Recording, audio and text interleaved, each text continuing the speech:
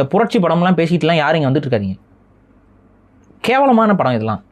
தமிழ் சமூகம் வெறுக்க வேண்டிய, ஒதுக்க வேண்டிய படங்கள். இந்த மாதிரியான படங்களை தமிழர்கள் பார்க்க பார்க்க தமிழ் சமூகம் அரசியல் சார்ந்த எந்தவித புரிதலும் இல்லாமல், விழிப்புணர்வு இல்லாமல் மழுமட்டையாக மாறிவிடுவார். மழுமட்டை கூட்டமாக மாறிடும்.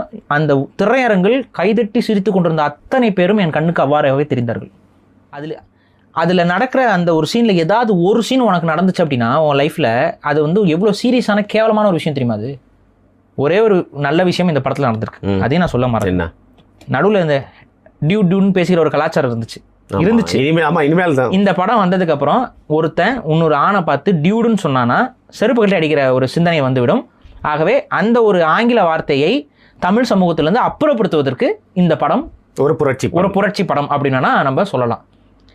இந்த படத்திற்கு டியூட் என்று பெயரை வைப்பதற்கு பதிலாக டூ என்று வச்சிருந்தீர்கள் என்றால் படத்துடைய கருத்திற்கும் இந்த இயக்குனருடைய கருத்தியலுக்கும் டூ அப்படின்னு ஒரு ரேங்கிங், அதாவது வந்து 10 எத்தனை ரேங்கிங் கொடுப்பீங்கன்னா 10ல் 2ன்னு துப்பி தான் நம்ம இந்த படத்துக்கு ரேங்கிங் கொடுக்கணும்.